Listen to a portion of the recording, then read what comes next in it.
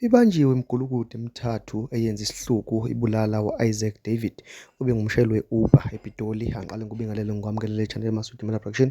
Uma ngabe uqala ukufika ngicela wenze isiqiniseko sokuthi ucofa subscribe maqedwe bale video, ushaye like bese uyakhomenta kulolu daba namhlanje. Kwenza kwethu udaba engize ngalo njengamanje lumayelana nevideo obulokhu uyibona izungeze ezinkundleni zokuxhumana nesike sayifaka lapha kule channel yaMasudi Mina Production ngaphambi kokuthi u-YouTube ayisuse, okuyilapho khona kuleyo video kubonakala-ke lo wesifazane ombonisa leni sakho sesinxele kanye-ke nomunye wesilisa kulaba ababili bebamba-ke inkunzi umshayeli we-Uber. Emva-ke kokuba-ke kutrende iy'thombe zalona wesifazane ikakhulukazi nalona-ke wesilisa asuke-ke bambisene naye bebamba-ke inkunzi lo wesilisa, babeke sebebanjwa-ke bonke labasolwa bobathathu abenze-ke leli cebo lokubamba inkunzi beze-ke bebulale loya mfanyana osemncane. Umshayeli we-Uber lona bambulele igama lakhe u-Isaac David oneminyaka ewu-22 ngokuzalwa wasezweni laseNigeria obekade-ke efunda kuleli laseMzansi Afrika, ephinde-ke eyiphilisa ngokushayela u-Uber. Engenzi-ke bona ubugebengu lobu-ke abadume ngabo laba-ke abasuka kwelaseNigeria nakwamanye amazwe ukuthi-ke uma ngabe befika kulelo Mzansi Afrika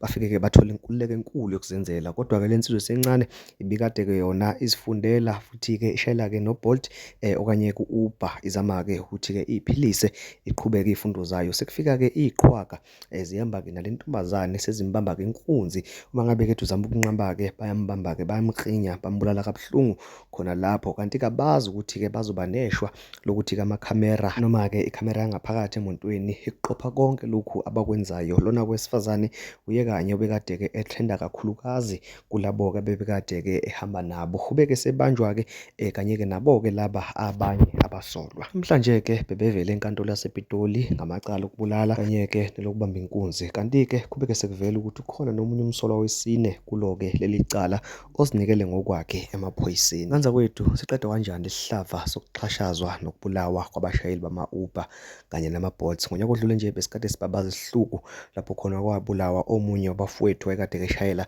yena njalo u-Uber, wabulawa kabuhlungu waze-ke washiswa. Ziningi-ke nezinye iy'gameko ey'hlale-ke behlela kwabanye-ke uthola ukuthi igcine engavelanga ey'ndabeni, kodwa isihlava nje esifana nalesi silokhu-ke siyanda. Kubuhlungu kakhulu-ke kulokhu ngoba-ke nawu-ke nomphefumulo osemncane udlulile emhlabeni ngenxa-ke yeqhwaga, kodwa-ke manje babhekene-ke nengalo yomthetho. Nganza kwethu asihlangane nama-comments sikhuluma ngalolu daba, uphinde ungakhohlwa ukulike no-subscribe, sihlangane nakwividiyo elandelayo. Ngiyabonga.